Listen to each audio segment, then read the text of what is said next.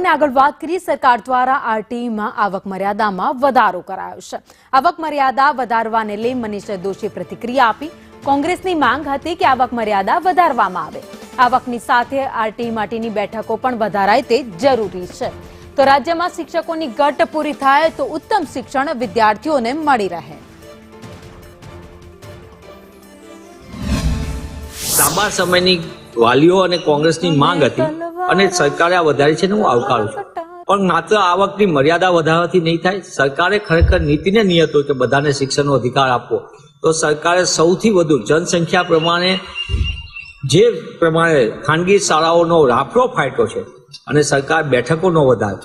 એક તરફ આવકની મર્યાદા વધારવાથી મોટા પાયે લોકો એટલે ગુજરાતમાં લગભગ 65% કરતાં વધુ જનસંખ્યા પરિવારો એ પોતે આ આવકના માપદંડના આધારે પ્રવેશ માટે એલિજિબલ થશે અને બીજી બાજુ બેઠકોની સંખ્યા મર્યાદિત। તો સરકારે સૌથી મોટો નિર્ણય કરવાની જરૂર છે। આવકની માપદંડ વધ્યા છે, સાથે સાથે બેઠકોની સંખ્યામાં જો ઉમેરો કરે તો જ વિદ્યાર્થીઓને શિક્ષણનો અધિકાર મળશે।